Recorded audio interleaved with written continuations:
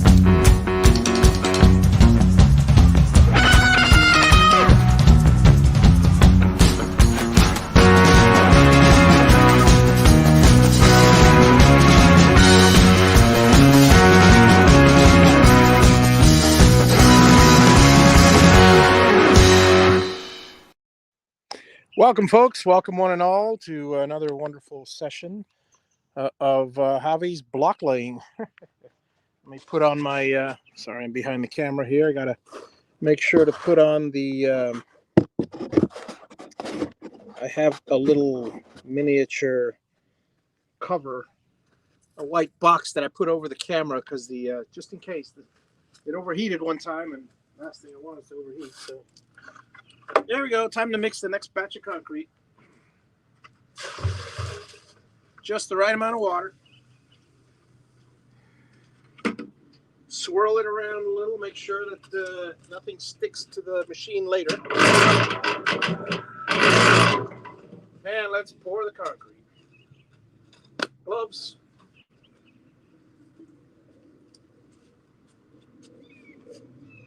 And I should say the mason's mix.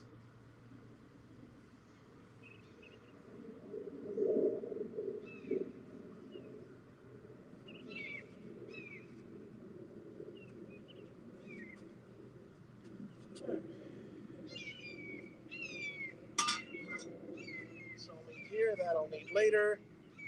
I need that now, actually. Shovel. And I'm going to grab some concrete here, or whatever, mortar mix.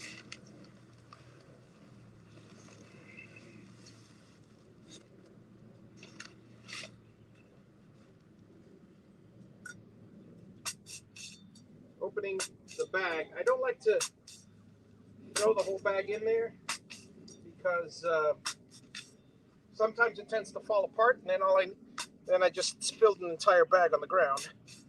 So I pop a hole in it,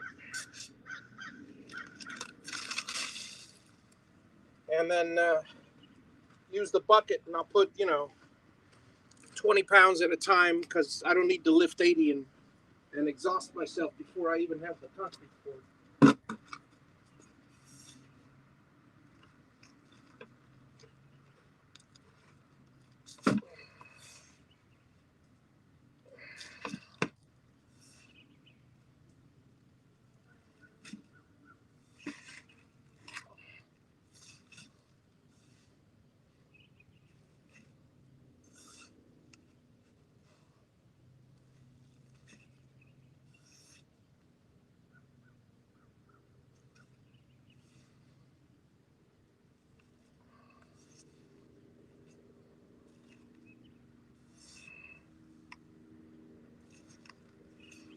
Takes a lot of little scoops.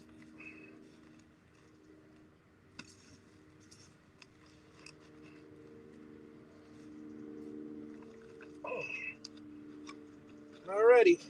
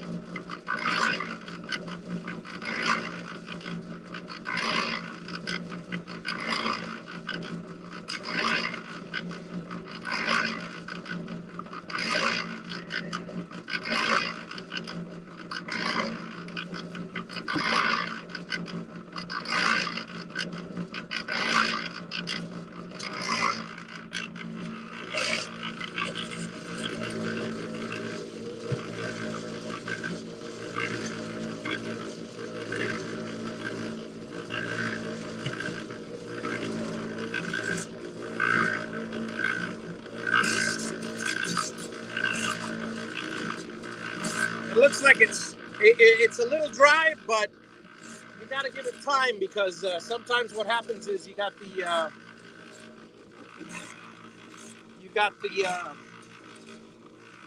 it's already getting a little more wet, and if I water it too early, then it becomes all milky and stuff.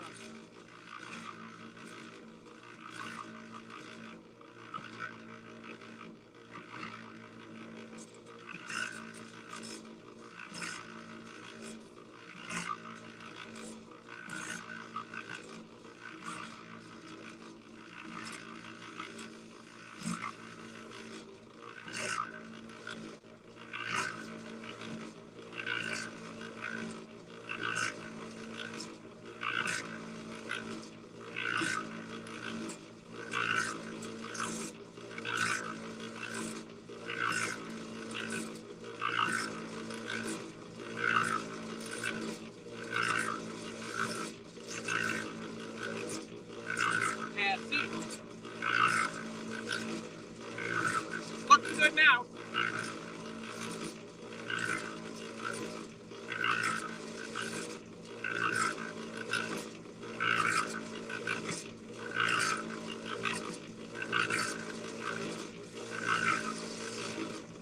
Good enough.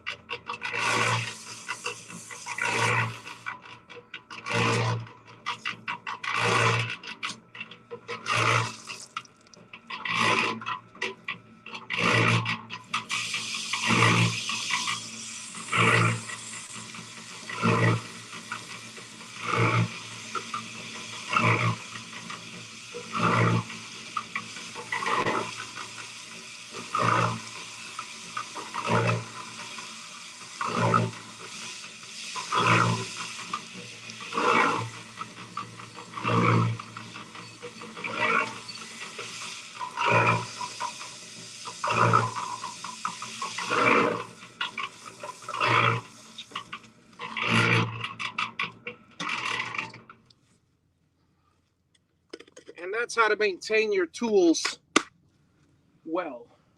Brand new-ish. You don't want to. You always want to clean your stuff, especially when dealing with cement. You definitely want to maintain your stuff. So let's see what we got out here. Michael, good to see you. Oop, that's a bummer. We are building a house. That's what we're building. We're building a house, my friend. All right. So here we are. Let me put my lid on. I want to make sure the sun, there's no sun today, but just in case, I want to make sure it hits it right.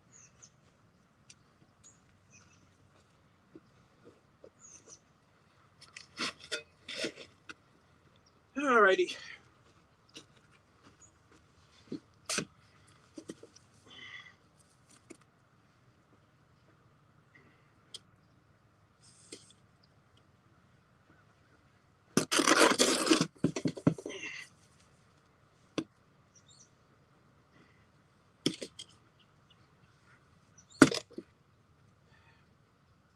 A little dry. I could use a little more water, but I'm not going to worry about that now. All right.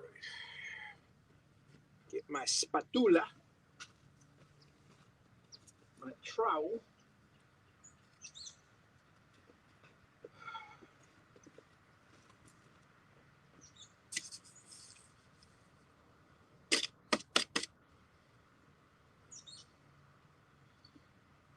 Alrighty. Yeah, it's a little dry.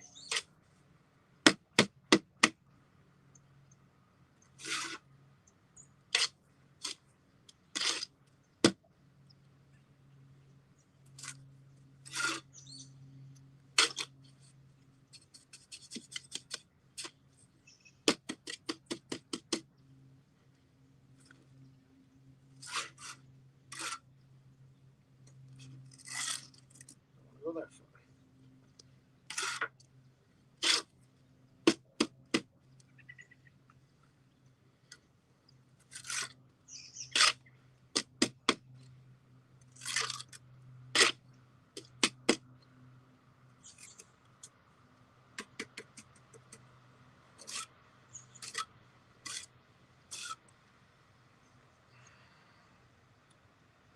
One, two, three.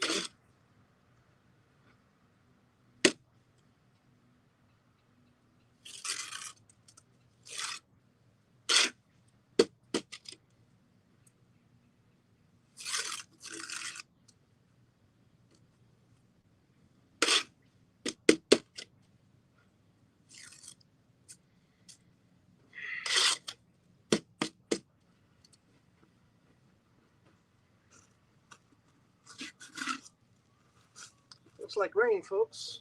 Sounds like rain, anyways. See how far I get?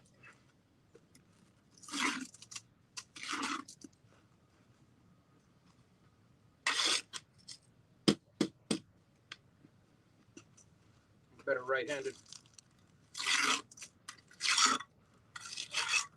It's very dry. It's not sticking.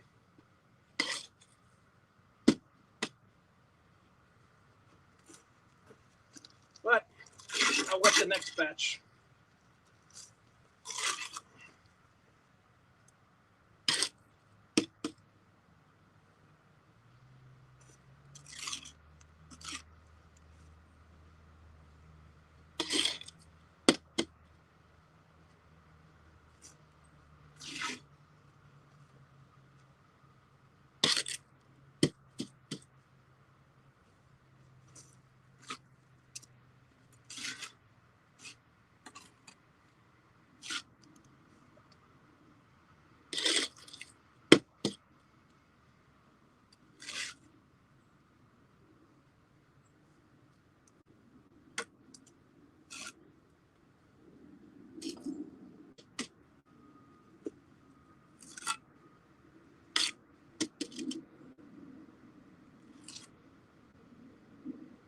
Hey, folks. Let's do the old block laying.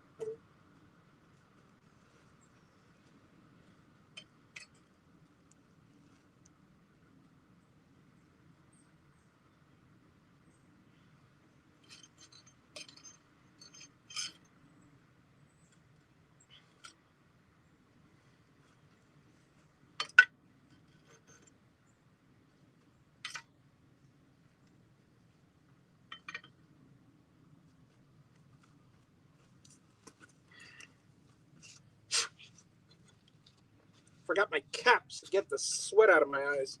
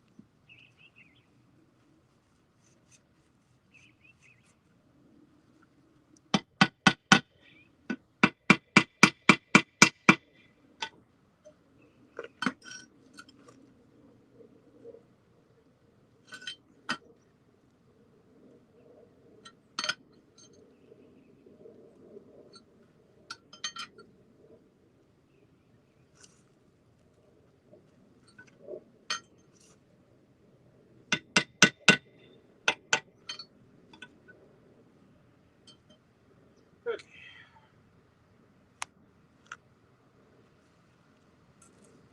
One, two, three more.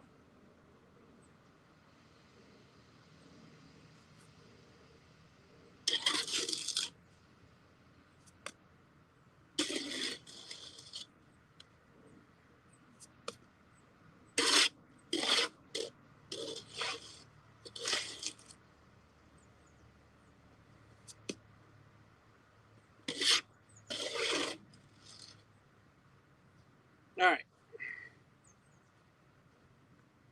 A little more water. And let me check how everybody's doing out there. So what you guys up to? Let's see.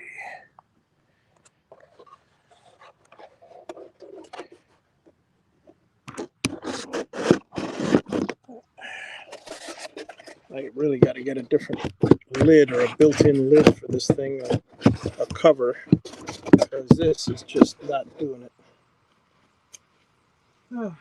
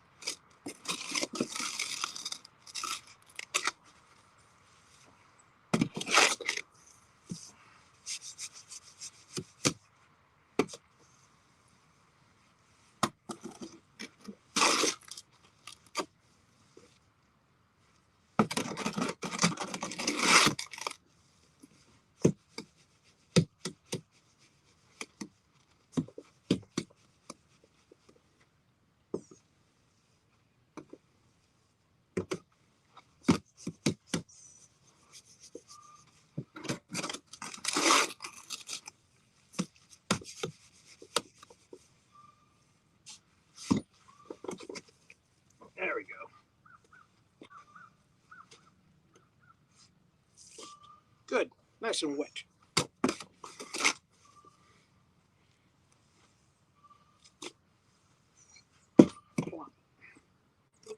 Very satisfying.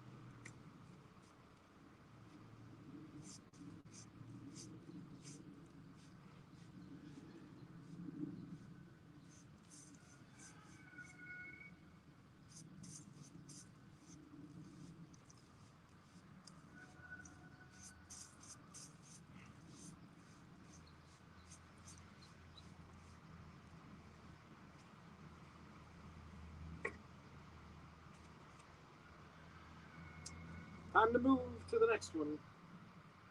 1, 2, 3, 4.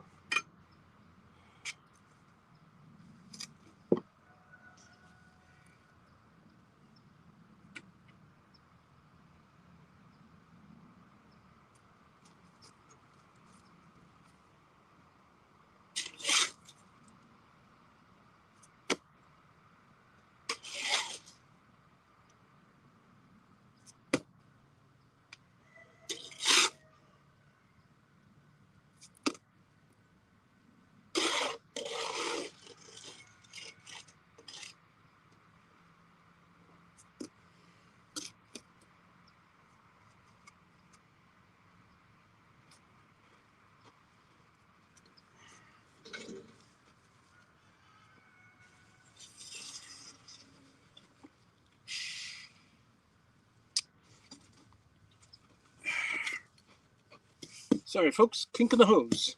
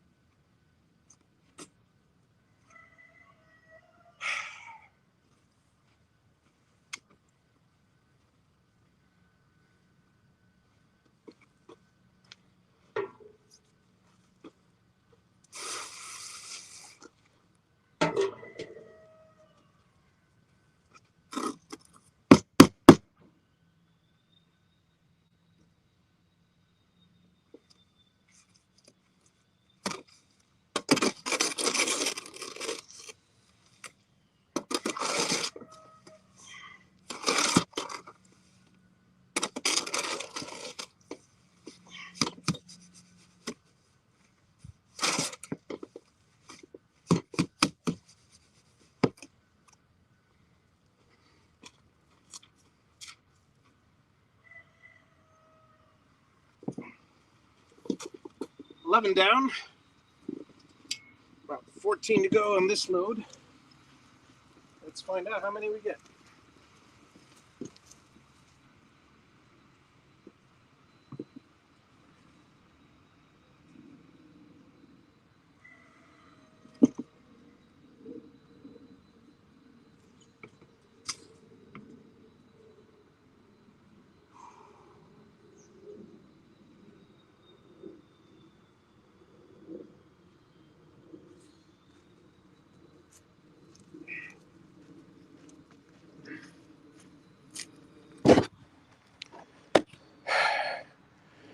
So how's everybody doing out there?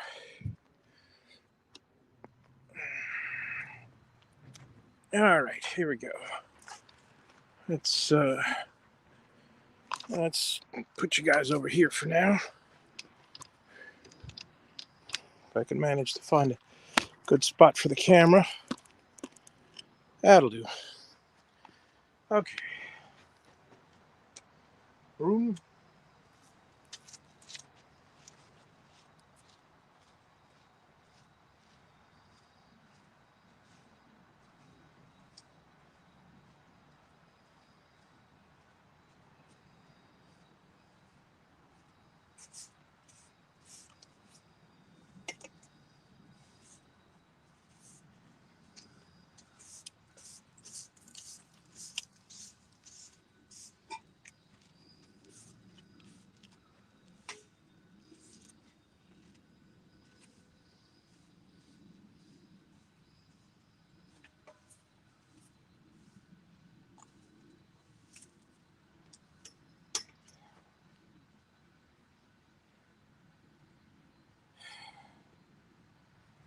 I'm gonna need 2 open ones.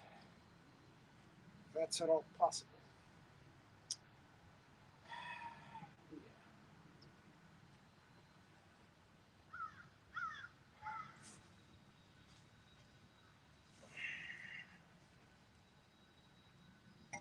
one. Here's two. All right.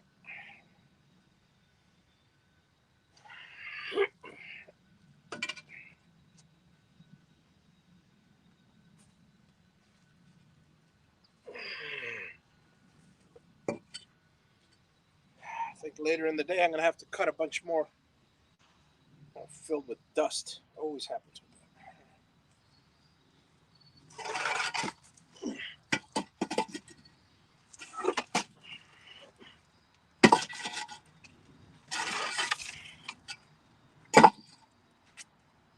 Okay. Oh joy.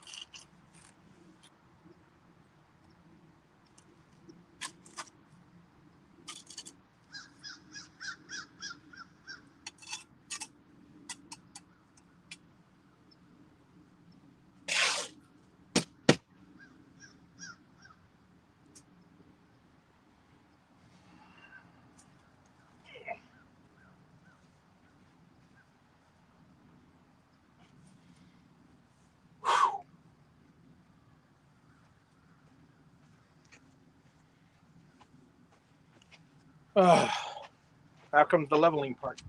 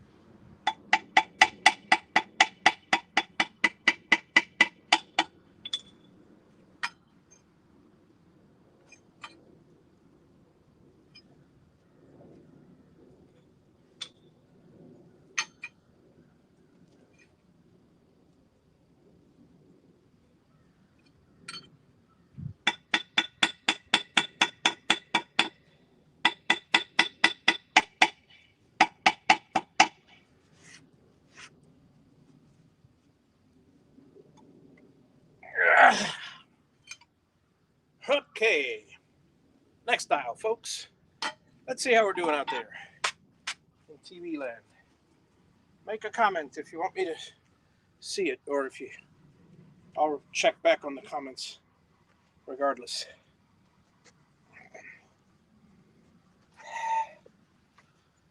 How's everybody doing out there?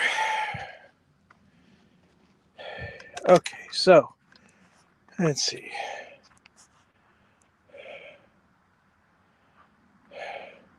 Hey Al, how's it going? Hey Paul, Mako, Michael. Okay. Wasn't that TV tray from last night at dinner? No, I actually just got it at Sam's today. I was going to buy a piece of plywood. You're gonna love this story. So let me a second. Let me check the rest. Let's see. Oh, the Javiera Beast comment from Albert. So funny thing about that TV tray, right? All right, so I'm going to Sam's to get some groceries, and then I figure, well, let me go to Home Depot afterwards and stuff. And Home Depot, a 2x2. I was just going to get a piece of plywood, but I don't have any here yet. That I can cut up. A whole sheet of plywood, marine grade, to be outside is like $50. That's ridiculous. But a piece of it is $25, 25, $26. And I'm going to have to stack a bunch of blocks to lay it down. I have lots of places to put it on the inside, so that's not a problem. And I could have it's called a mud board. I mean, they sell them with handles and stuff but that's for plasterers. But the bigger ones, they're called mud boards. You lay them on on bricks on the blocks. I go over to this place, and for $25, the same $25, there's a tray, and I'm feeling, man, I feel so guilty because it's a plastic.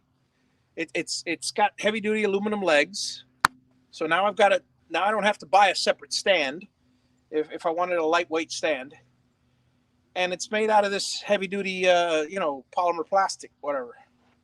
And I'm thinking to myself, I was standing there for 5 minutes.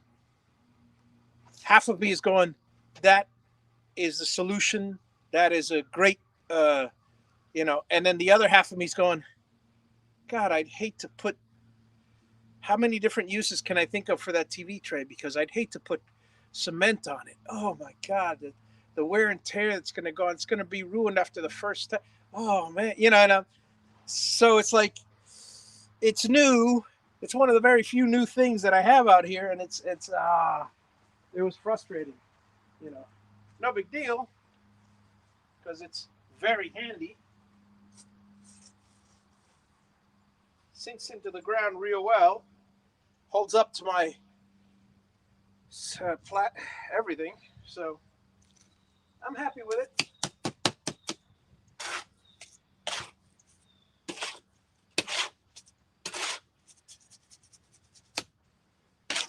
But yeah, there's the story of the TV tray.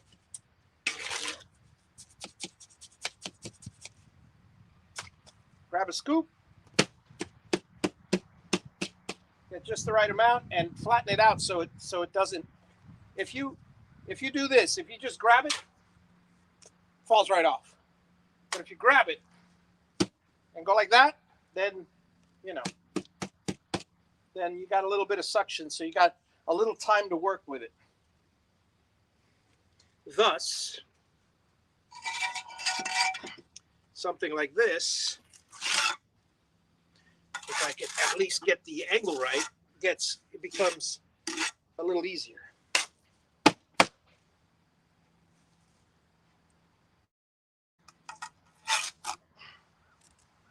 Again, there's certain angles I can't hit because something's in the way, or because I go like this and then I can't bend this way, which is why most of the time I like to do it right-handed, because left-handed I could do left-handed too,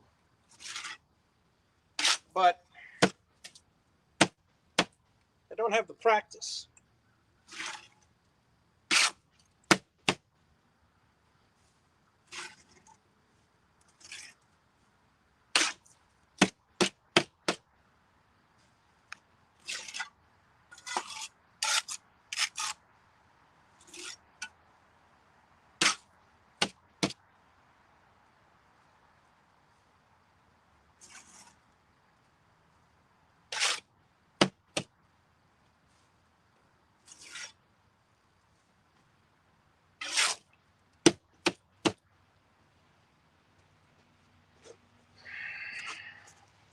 But all in all, it's going pretty well.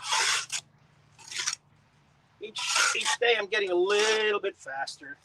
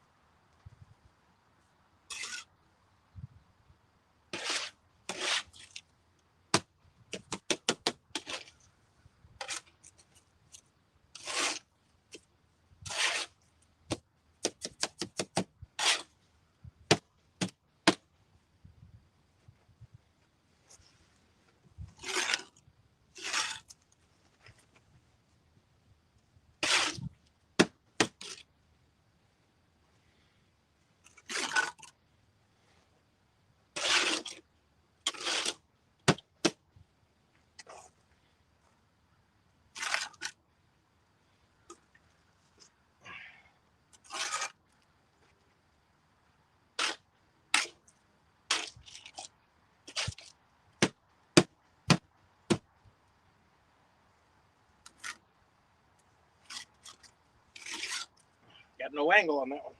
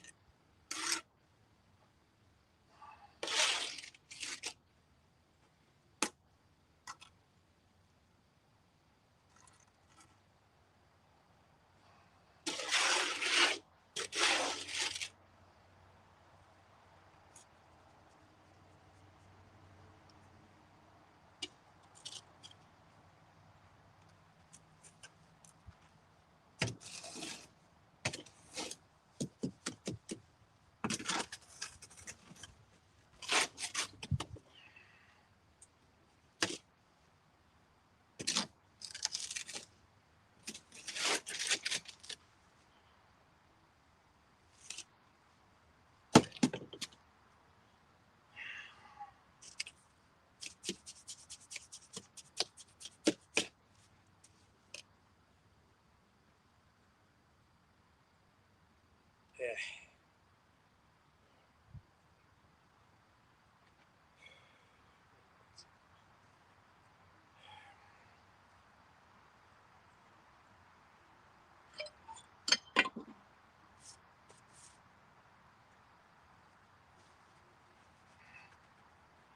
Need both gloves if I'm going to be carrying block. Shoot, the sun is out again. I got to cover the camera. I'm not worried about that right now.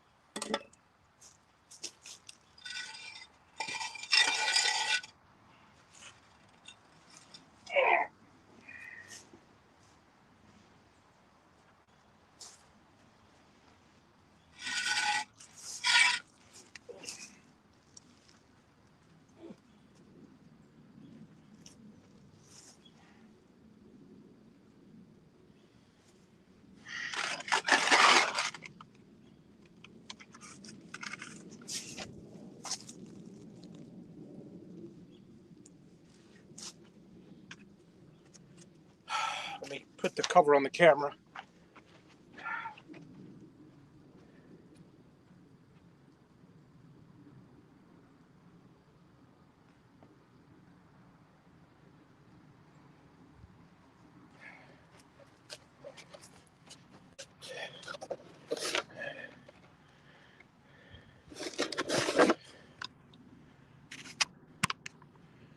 Alrighty, let me, there we go. Protect it from the sun, if I can manage to do it here. This is not the best cover in the world. No, it's not. There it is. Hopefully you guys can still see me and I'm not covering anything up. If I am, well, tough luck, too bad. So I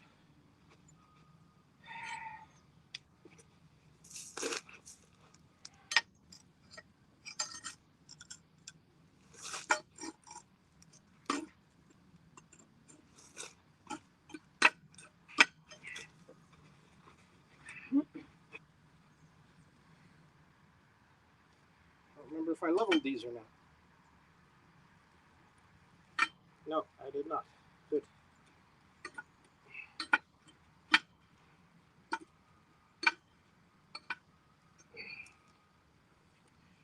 All right. Start with the corner as always.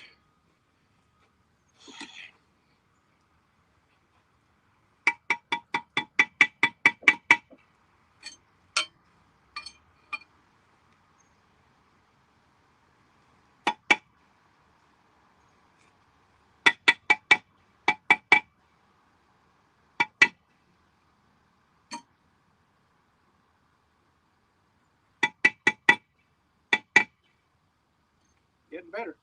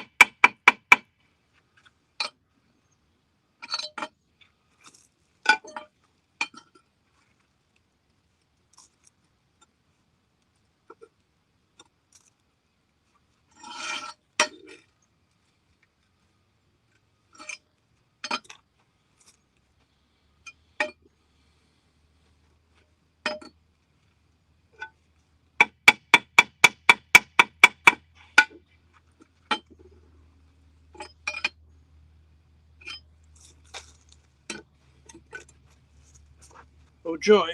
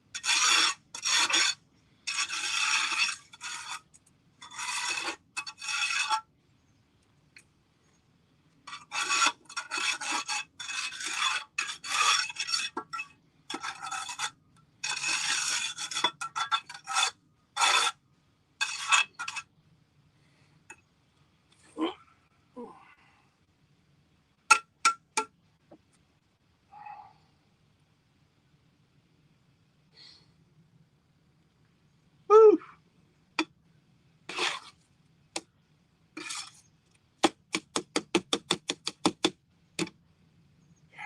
Still got some concrete left, guys.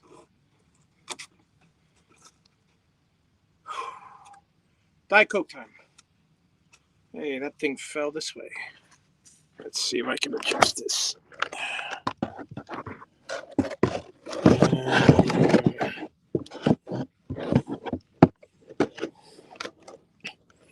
Nope, no way I can adjust it.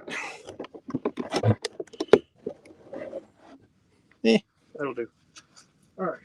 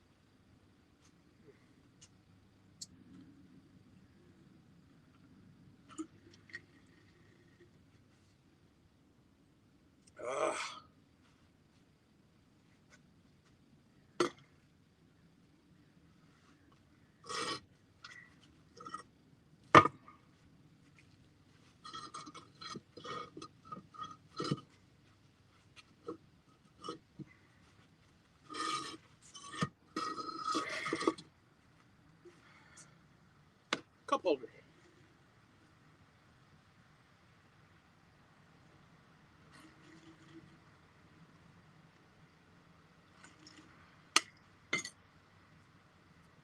Move you guys over here, and I'll do the next corner.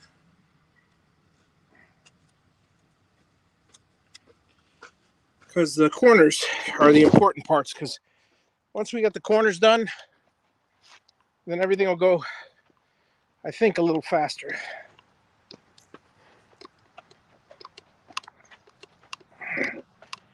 Let's see what we got here. All righty.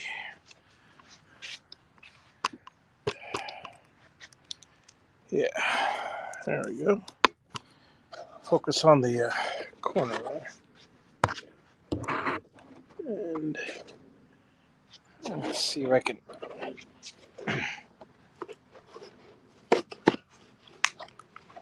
make an adjustment to my camera lampshade. Yeah, there you go. Try that. Let's go put that on, you guys. I think that'll be a little better. Maybe not.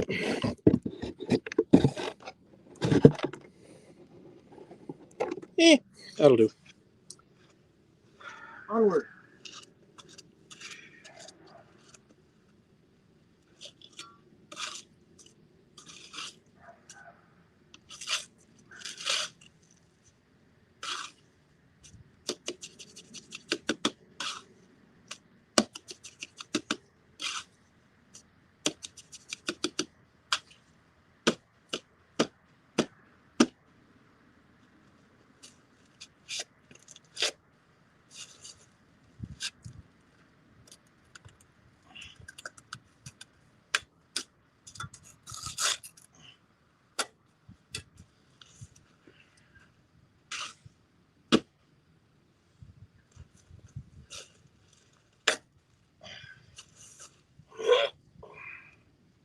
That's going to be a pain.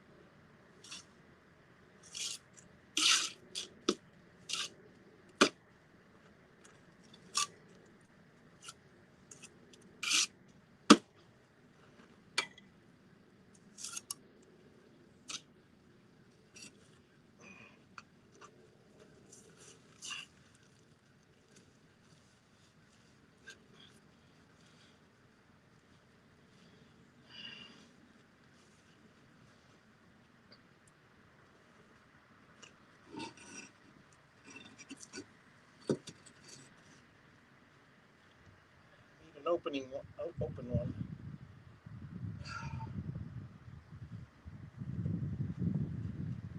All right.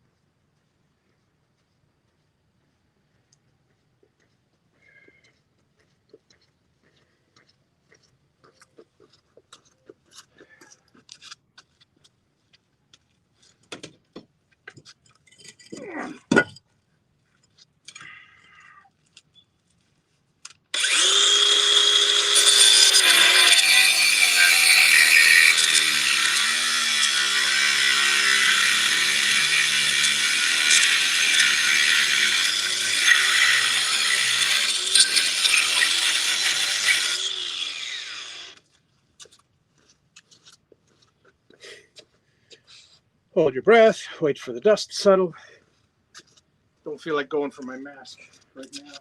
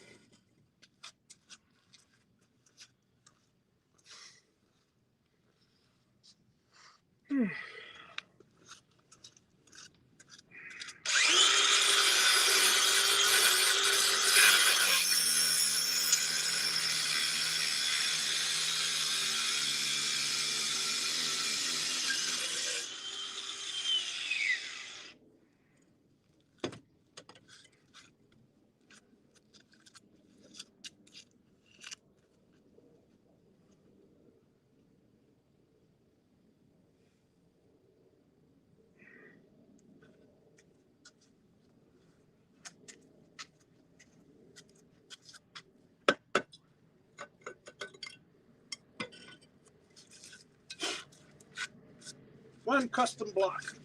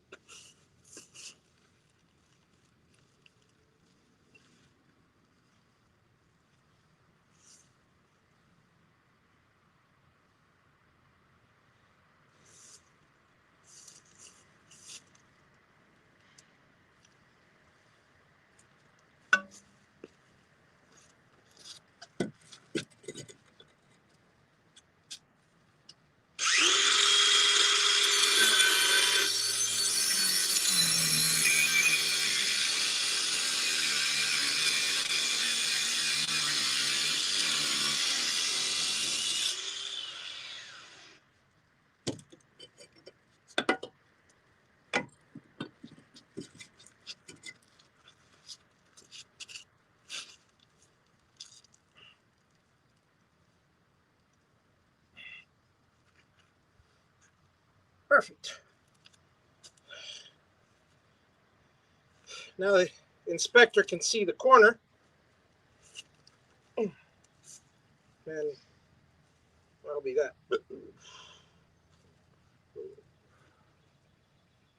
All right.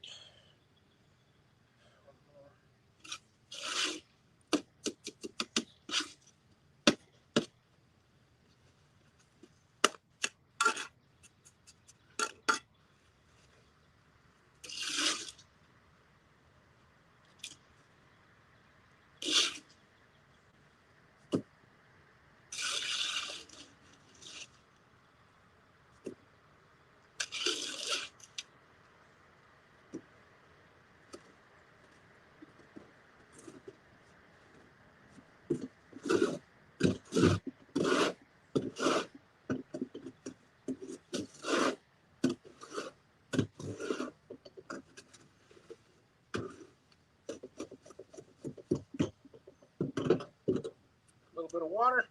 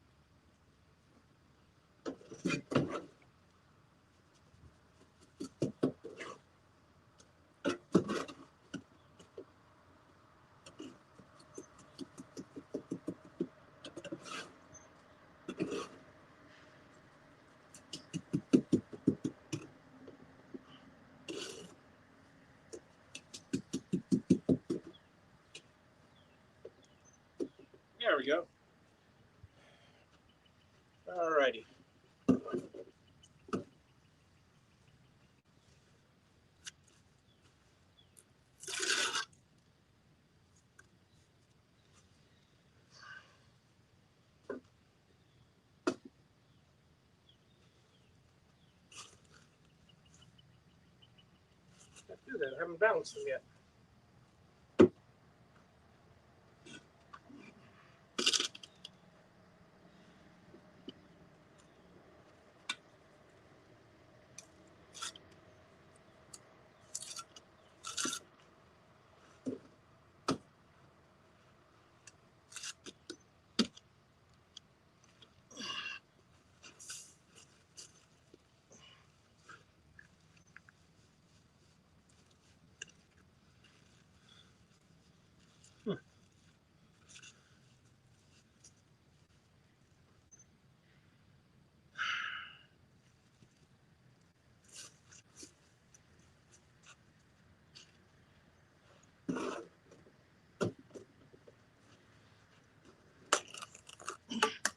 Nothing is ever easy.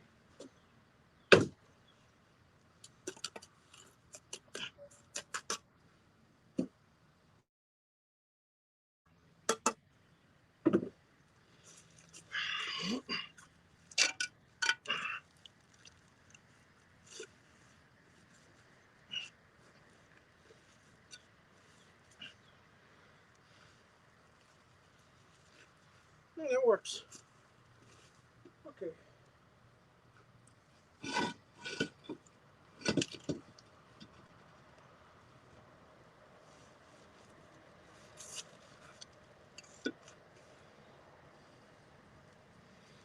Okay.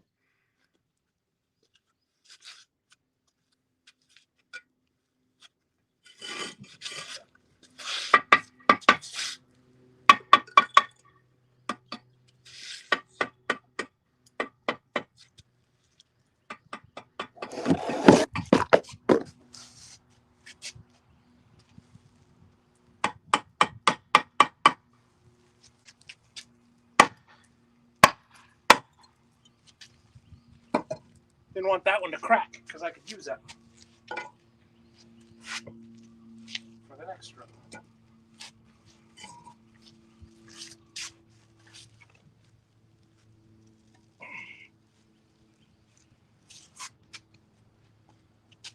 All right.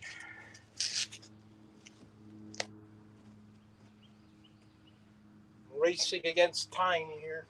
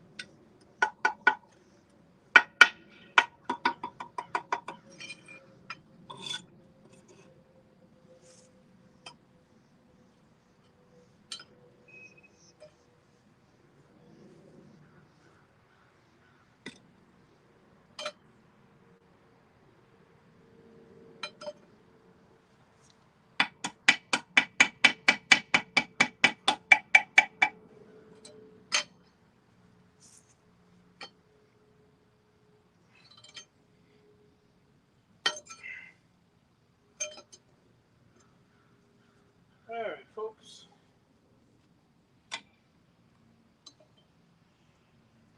Now I just have to fill in the holes,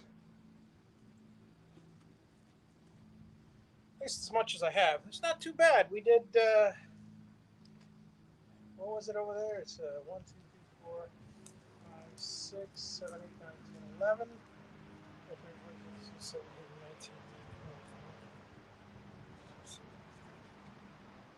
33.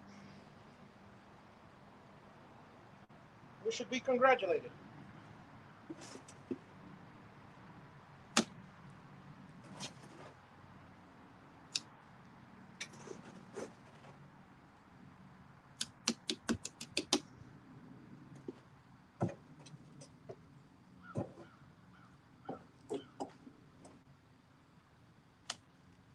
We indeed should be congratulated. Because that's a goodly amount.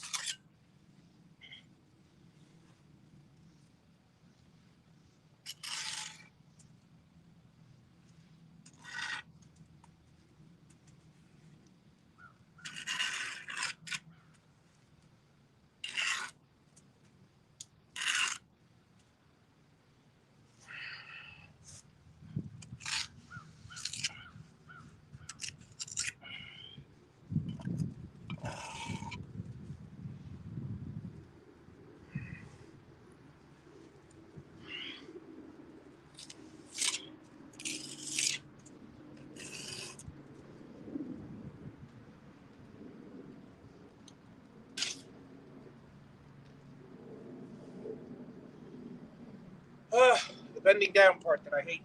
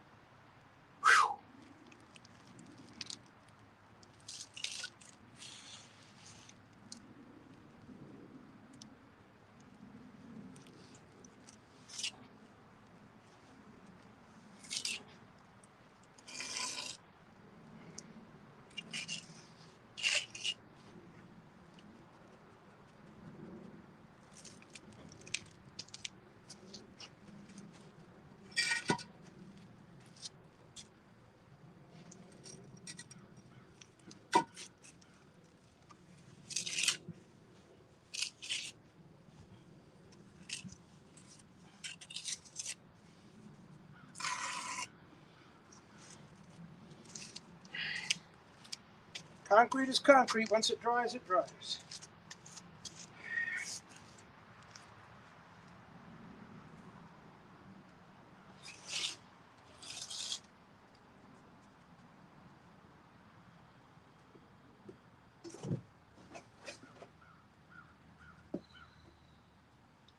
But until then, I'm working with it.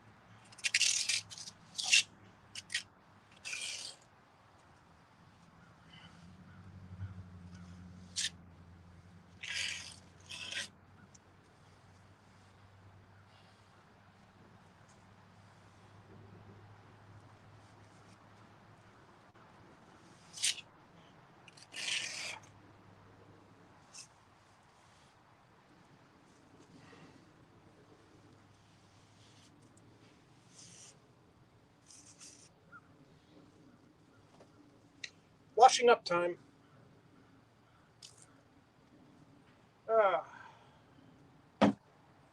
Maybe I could fit a little more in there.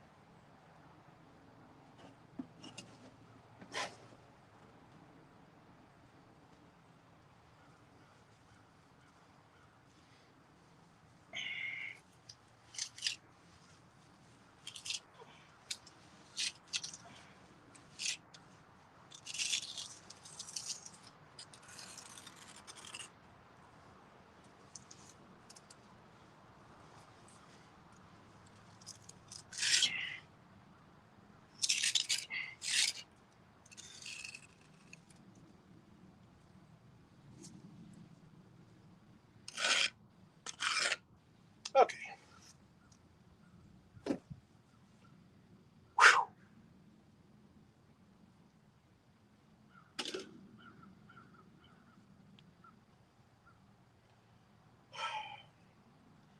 Every time it's down low, it takes a lot longer.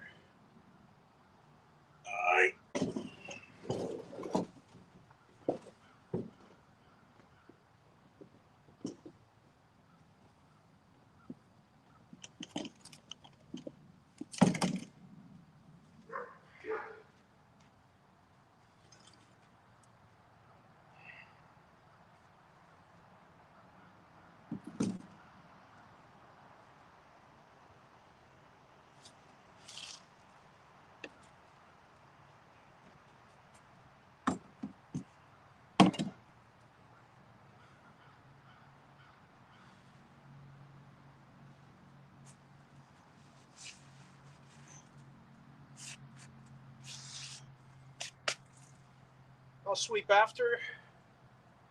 I gotta make sure to wipe off all the tools first.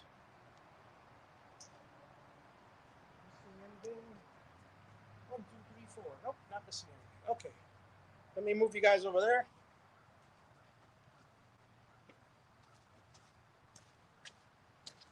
For some of you, you enjoy a good cleanup. So by all means.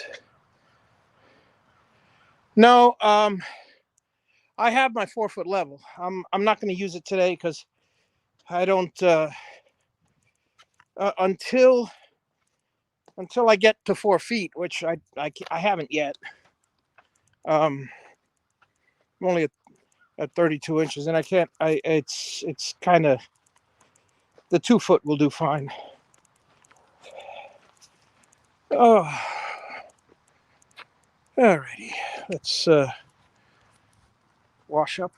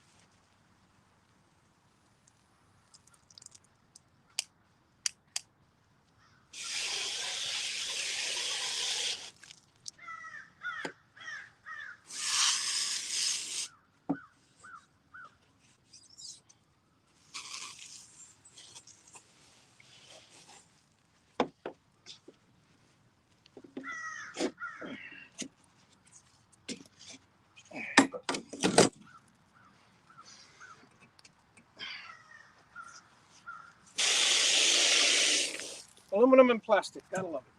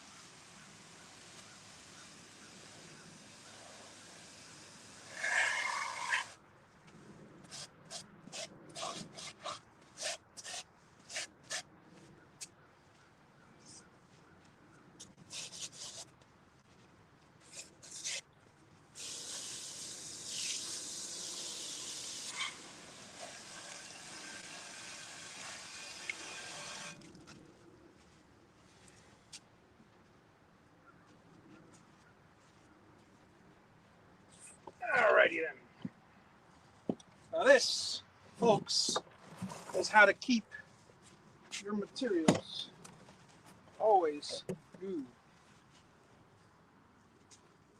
See this? What looks like an old wheelbarrow? Well, ha ha ha. Boy, did I fool you.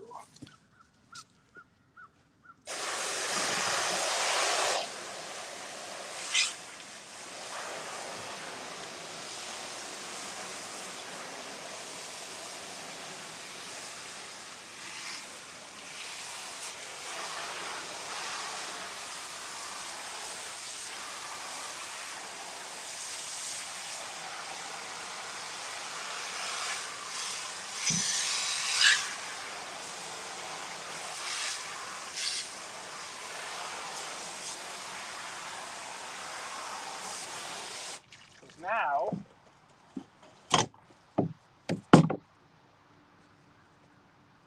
we take the old magical mortar bagged scrub brush. Crumble it up, wet it,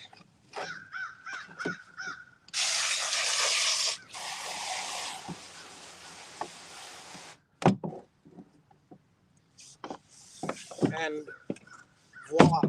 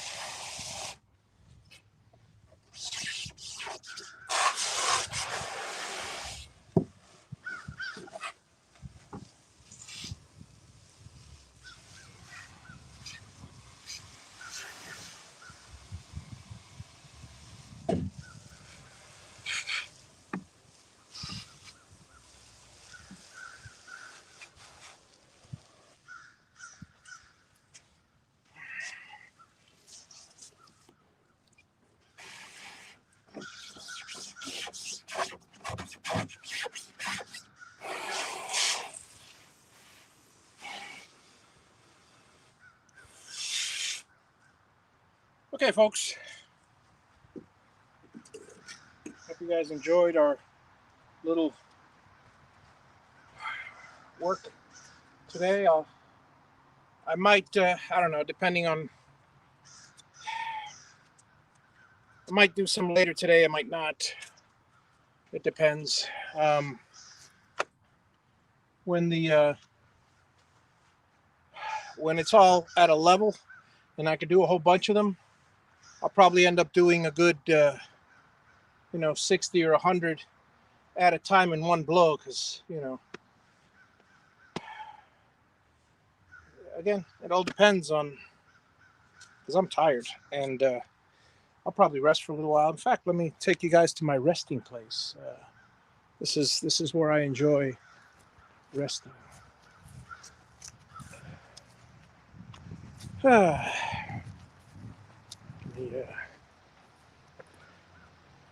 Take you guys to my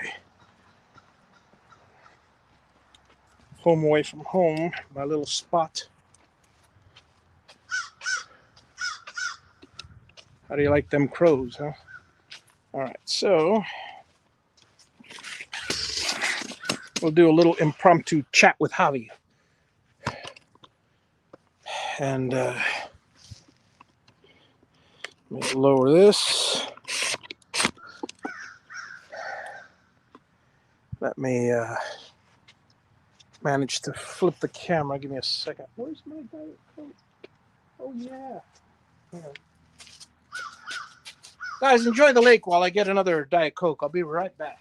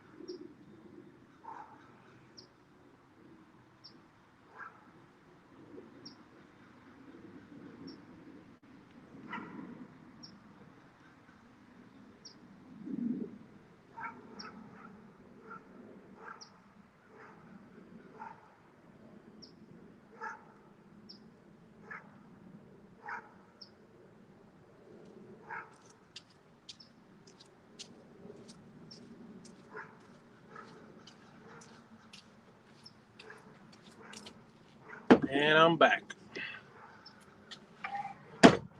Let me swap the camera around, folks.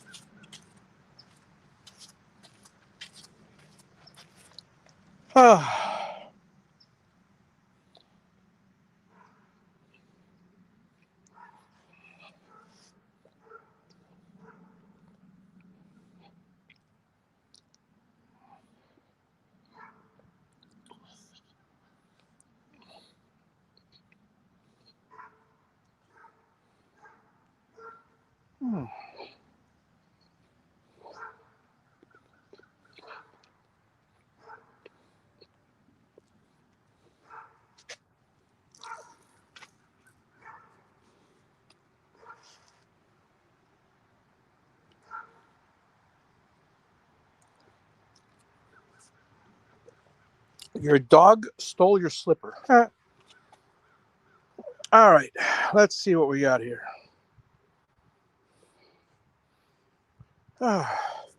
What's the difference between the blocks that are smooth on the ends versus the ones that don't seem to have the same sort of bubbling? I'll explain that in a second. Let me swap the camera. And we have a question. Hang on a second. Where are my settings? Here they are. Settings, camera, front camera. Hello, folks. All right, so now that I got the right camera, let's see whether, yeah, that should do. I should be able to see you guys. Hang on. All right, folks, trying to get all my Diet Cokes in a row.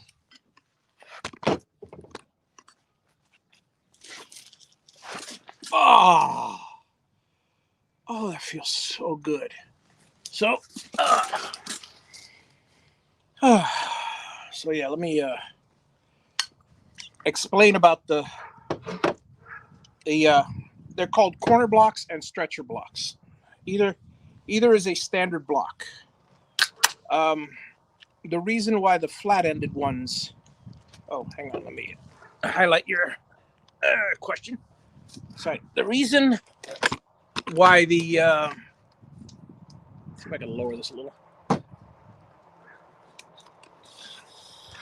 Yeah, that'll do nicely.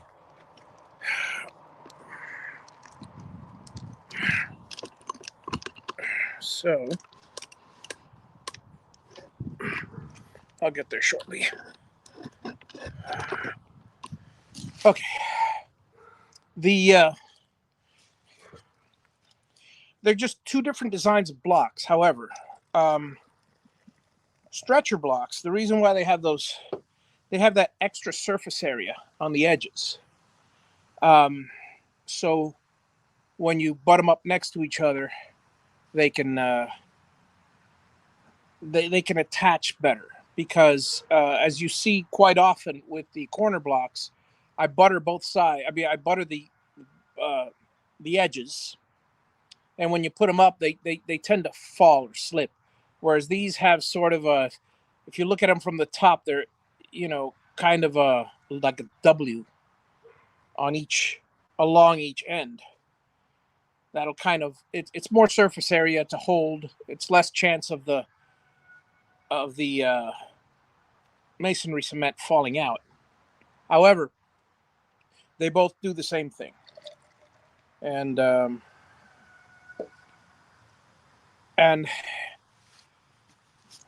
that's it.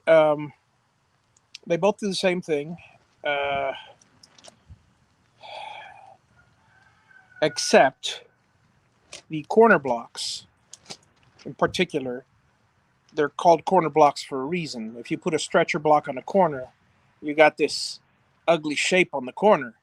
If it's exposed, then that's a pain in the butt, especially if it's exposed on an outdoor corner and you're putting stucco on it. It becomes a lot more difficult to put stucco on it. Not impossible. It's just it'll take it's just not meant for that. Whereas having one nice smooth corner is very convenient. Now,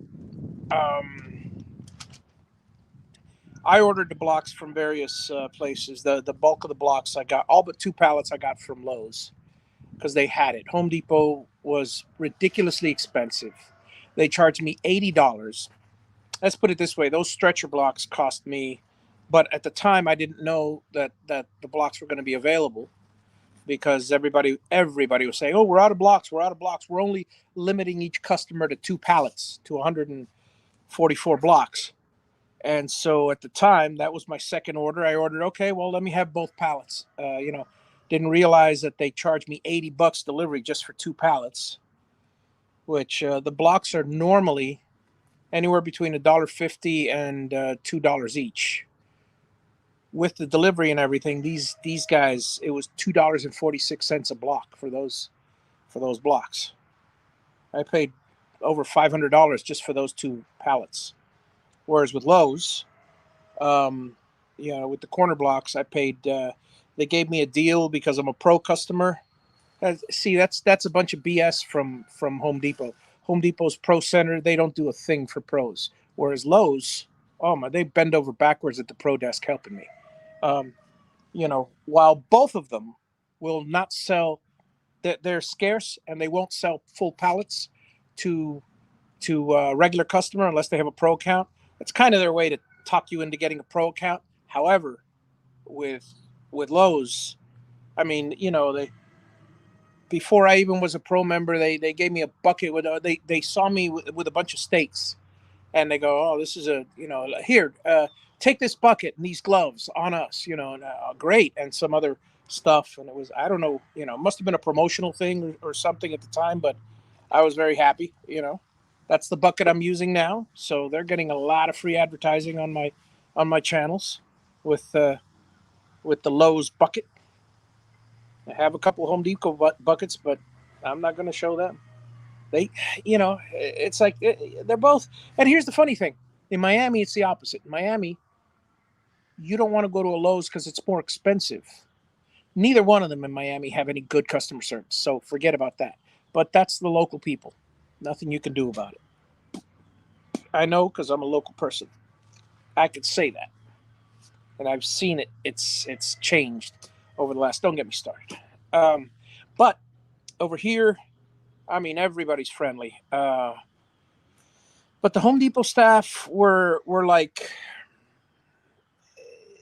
at least the ones that I spoke to in the Home Depot and Lady Lake were of the attitude like, we got another customer, so move on, or we're too good, important for you. It's like, oh, you don't like our price, go away, that kind of thing. Whereas with this Lowe's, you don't even have to say anything. You say, oh, that's a very good price, and they'll go, let me see if I can do better for you. I mean, they what was it? The cement, the masonry cement. It was like, normally it was like $7.50 or $8 a bag or something. Let me see what I can do for you. And then and he does a little figuring out, and he goes, let me give you a pro discount, and then let me give you a discount if you're going to use your pro card. And I go, yeah, I pay it off at the end of the month anyways. All right, then I'll tell you what I'll do for you. And he showed it to me. I don't want to say it out loud because there's other pro customers here. He gave it to me for $6.50. It's normally $7.50, eight or $8.50 a bag. For 80 bags, shoot, that's, have a nice day. Here you go. Here's $200 for you. So, I mean, it's nice, or 160, whatever. The stretcher blocks are normally used, Albert, in answer to your question, in between the, but you can use regular concrete blocks. Edge to edge, they're identical. Well, depending on whether you get them from Tarmac or Titan or whatever concrete company Lowe's and Home Depot buy them from, they might be off by a little bit. But the standard size, and both of these are standard size for a standard block, is normally it's 8 by 8 by 16, but there is a 3/8. They include a 3/8 space on all sides for the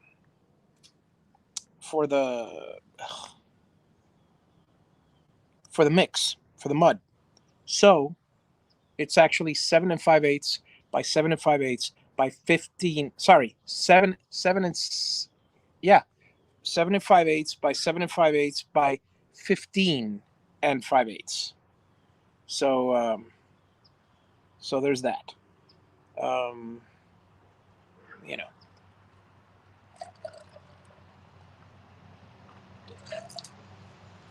Finish pouring in my Diet Coke. Oh, love my little cup here.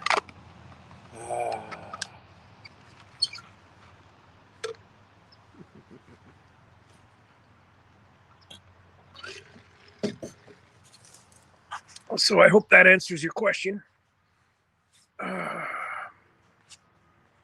Anybody have any other question? Oh, let's see. Here's another one. Perhaps it's a silly question, but here goes. Given it will take you that much time to lay all the blocks and ultimately dry in the house, if and when it rains, what happens to all the rainfall that will ultimately enter the holes in the block? Does it negatively impact the structure? No, not at all. In fact, okay. In Miami, it's still not a problem in Miami. However, if you'll notice, it is not by any means watertight. First of all, a concrete block, think of it like a very slow sponge. It is most definitely concrete porous. Concrete is extremely porous. So, if anything, it will positively impact because it keeps the concrete moist and allows it to cure for a longer time. After the initial, like right now, after the first say 4 hours, it's hard enough that if you want, you can just continue to moisten it, right? And obviously, don't put a waterfall on it because the erosion will just get rid of all. But if you moisten it and stuff like that, the any cement, then that tends to allow it to cure faster. The water allows it cures, actually cures slower, but it's stronger over the long run. That's what I've been told. I got to talk to a chemist about that. But regardless, the amount of raindrops. Well, first of all, around here, at most, it's a passing shower. In Miami, we can talk downpour for 3 hours. Even a downpour for 3 hours will not put. I mean, you figure the block is maybe 6x6, the hole. All right. So you're looking at a little less than 6x6. So in a 6x6 hole, a bunch of rain comes in. The bottom, first of all, is, while I am putting concrete all around, how can I explain it? It's not by any means like using Flex Seal or for just to say a product, or rubber cement or plastic. I'm not I'm not sealing plastic joint. I'm not using a glue gun and sealing plastic where it can hold water and the water will be there indefinitely. This is not the case. The water that runs in there, first of all, any water that runs sideways will drip and practically evaporate along the insides of the, again, over time, but it'll around the insides of the column. If it does finally reach the bottom, or if it does get so soaked that because this is extremely, extremely rough and porous. If I were to pour, let me see if I got a little Diet Coke left here. If I were to pour a little Diet Coke, let me see if you can see back here.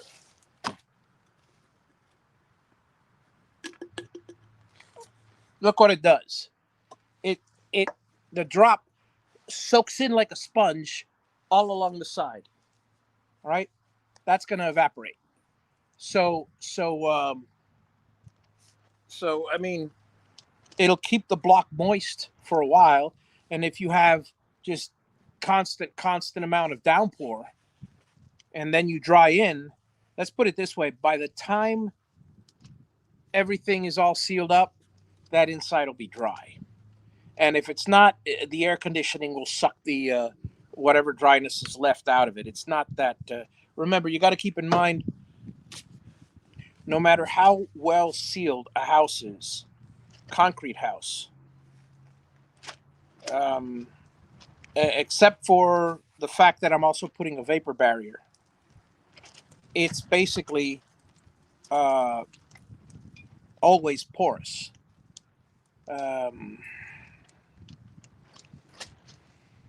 The drywall of your house, you're talking about paper. Well, paper is an extremely, extremely fine filter. But I mean, you put a good hard paper and you put water in it, and use it like a funnel. Like it's like a very slow coffee filter. It'll the paper will drip through the paper. I mean the water will drip through the paper. Okay. Similarly, okay, so there's one layer of the drywall. The rest of it is all plaster. It will go through. Now you don't want a lot in there because then there's possibility of mold and all that other stuff, just like on paper. But if you, let's say, wet a paper and you leave it out in the sun, it's not going to get any mold. Um, well,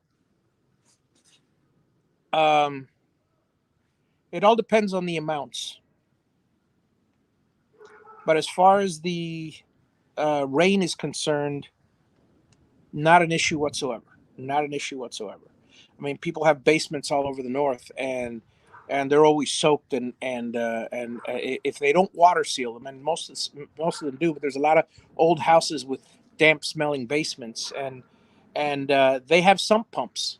They have a pump uh, on the bottom of the basement for that purpose. Eventually, on a heavy rain, the water will leak and bleed through. There's a buddy of mine, Bob, when he's out here, he could tell you about it because he resealed his basement. He had some major leakage. That, and add to the fact that well, it's like the floor, for instance. Why wouldn't the floor fill up like a pool? And it won't. In fact, this floor, it's so well distributed on a heavy rainstorm. It's so flat on a heavy rainstorm, which I've had already. The floor gets, in some spots, an eighth of an inch of water. But we're talking everything slowly, water finds its own level, and it slowly finds its way out. I didn't slope this in any way. It's completely level, but the fact that it is completely level, that at most there's a few little puddles an eighth of an inch thick, where the power planer might have gone a little too far. It doesn't matter. It doesn't. You walk on it and it feels level, and you can't roll a marble on it. You drop a marble, it's not going to roll. It's that level. Now with all the concrete on it, with all the walls, let's say all the walls are in place, it'll still find a way out. Maybe there'll be a larger puddle, because it won't find its way out everywhere. It'll only find its way out through the 3 or 4 doorways. But on the other hand, there are always, no matter how well I seal this thing or place the block, there are tiny little holes throughout all of the concrete. It's not by any means water impervious to water. In fact, stucco, which is practically the same thing as mortar mix, just a little different ratio, but stucco, which you normally put 3 layers. You put they call a scratch coat, then a brown coat, and then the finish coat. 3 layers, about 3/8 of an inch, quarter inch to 3/8 of an inch thick, each one. You'll see me do that. You'll see me stucco the house. After the stucco is on the house, 3 layers of stucco. That house, if it gets a rainstorm on the outside, on the walls, they'll bleed through to the inside, and you'll see the block inside wet, because we're talking porous. We're talking a sponge. Concrete is a sponge. One more thing you gotta. Hang on, let me. What? One more. Yeah, you're welcome, Albert. I just love going on about this. One more thing you gotta realize about concrete is it's got incredible compressive strength. You take a little cylinder of concrete and you press it, and this floor, for instance, is 3,000 psi concrete. The walls are made with 1,700 psi mortar cement, 2,500 psi block. So it's a combination of it. But let's just say you have a cylinder and it dries and cures properly. you press it down. Let's say it's 3 or 4 inches, so that thing will withstand a compressive strength of about 4 or 5 thousand pounds. Okay, that's this little can. However, if you have a bar of concrete and it's supported on the ends, and then you push down in the middle, the tensile strength of concrete is horrible. In fact, there are naturally dozens, if not thousands, if not hundreds of thousands of micro cracks within concrete. So, I mean, this, you could say, oh, I have a solid concrete slab. Solid is a relative term, because to a certain degree it is solid because it's very thick and it's all dried up, but there are very, very small, again, porous. That's, and luckily all the little cracks are there. Well, think of a rock, or if you're a sculptor, you have this huge piece of marble, same thing, of stone, granite. There are cracks, micro cracks throughout the whole thing. If there weren't, you could chisel to your heart's content, and dust would come off and nothing else. But you hit a crack, or you create a crack, and it'll crack a certain way. It takes an artist to truly be a good sculptist, whatever. Now, that's the reason for rebar. You have the rebar. Let's say you have a thick slab. The rebar is placed near the bottom. So if it's pressed on, the rebar has a good tension strength, so it will not separate. It will still crack, but it will crack so small that it's unnoticeable.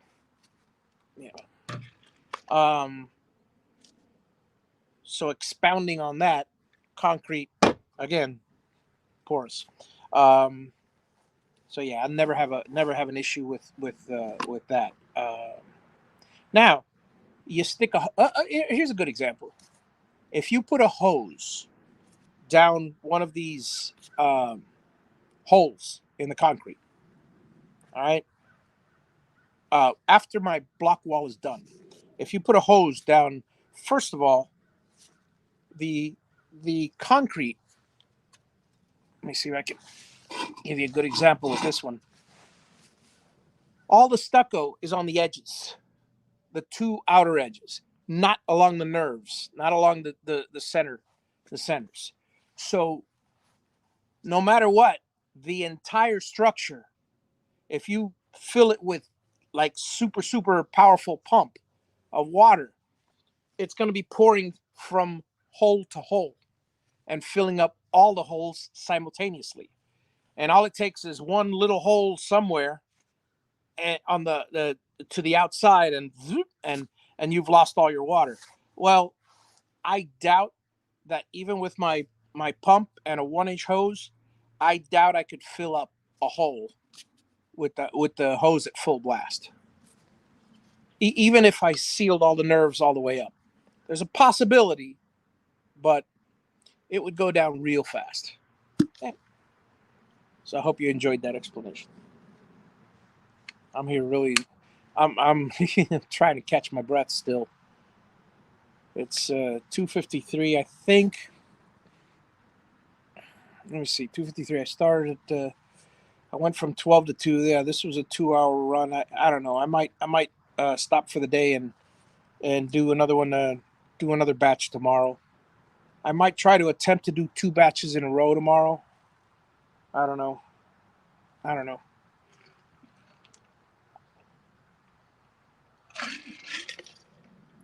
The thing is, it's tiring. It's not so much, well, you guys saw me. It's not so much the lifting of the block, the positioning of the block. If they were all standing up, if they were all like level, and I it's the bending down, it's the getting down on my knees to make sure everything's level. It's the mixing of the concrete. or cement, masonry, cement. There's a little of everything. Let's see what else we got.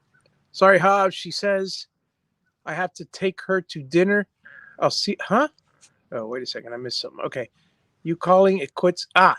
Quits at 2:30. Okay. Meet me for dinner and maybe need to see what my wife is doing. Okay. Sorry, she says I have to take her to dinner. I'll see you this weekend. 2 hour workday isn't bad. Yeah. Yeah. Apparently the Google or the Facebook, one of them quit at I guess obviously the Google quit at 2 hours. No biggie.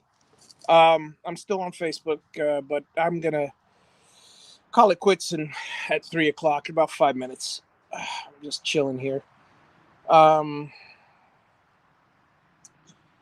Yeah, I don't know, folks. I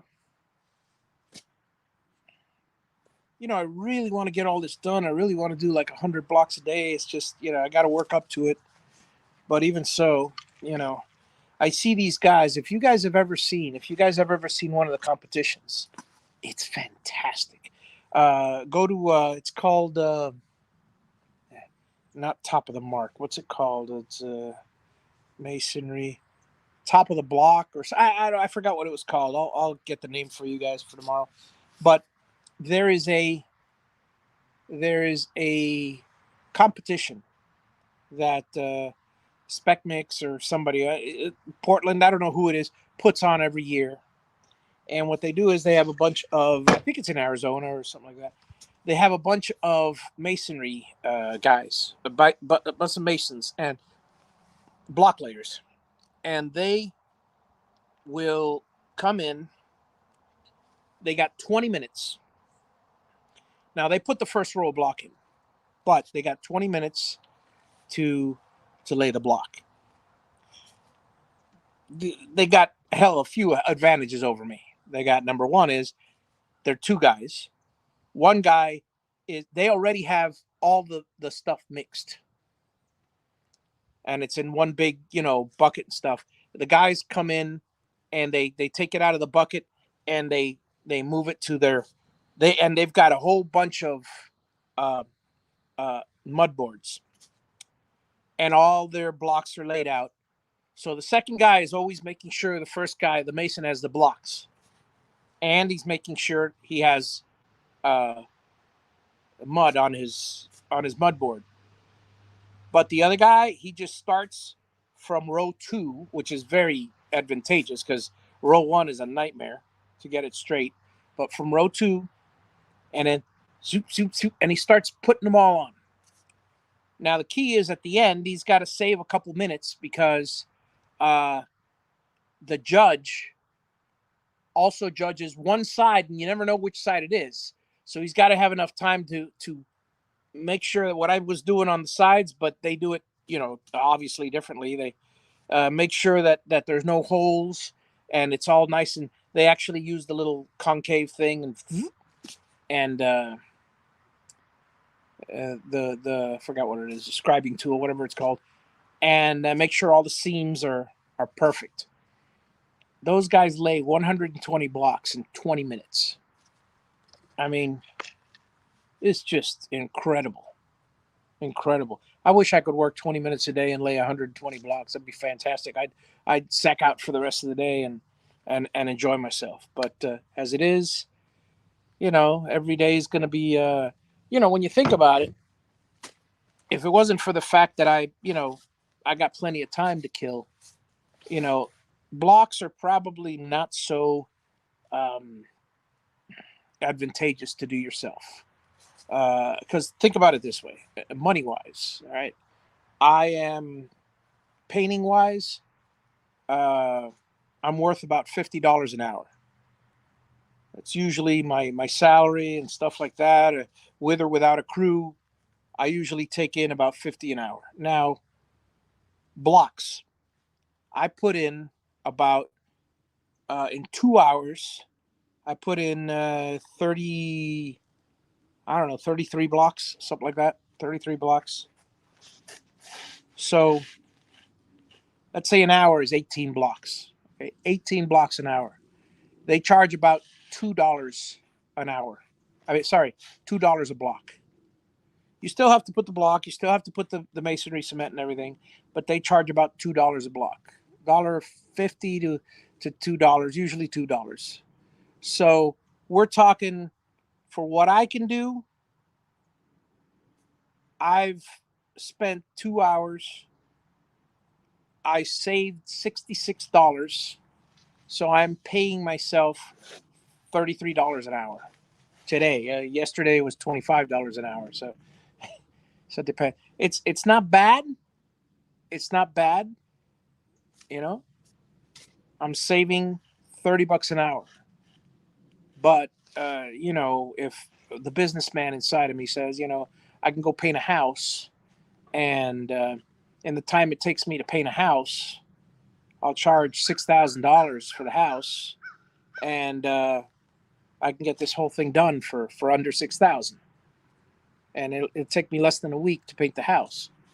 This will take me 10 weeks or more. I don't know how many weeks. Well, let's do the calculations. An average of, today I put in 33. I'm going to try to push myself and see if I can get another 30 done, but later. But I don't think I have the light. But assuming I do 60 a day, we're looking at maybe 6 days a week. That's 360 blocks a week. So we're probably looking at 8 weeks, 7 weeks. It's not too bad, but that's busting my butt. Yeah. Who knows?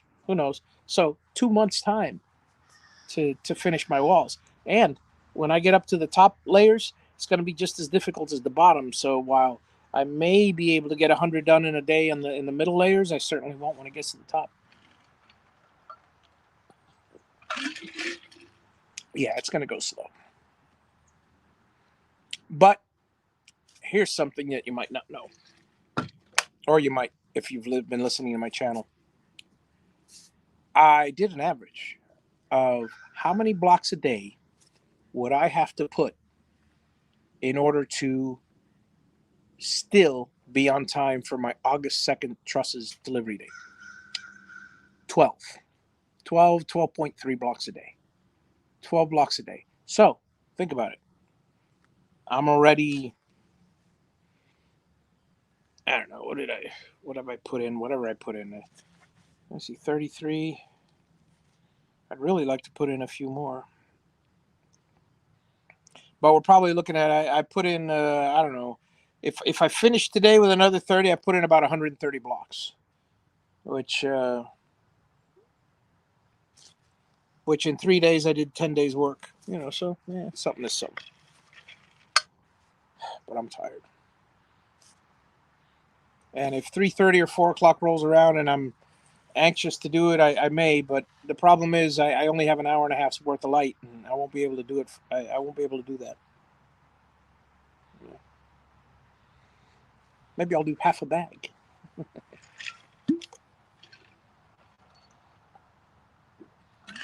Then there's the cleanup, Tomorrow I'm going to attempt to do 4 bags straight through. 2 bags straight through. One and then the other. I'm not gonna clean the equipment in between. I'll clean the cement mixer, but I won't clean the wheelbarrow and stuff in between because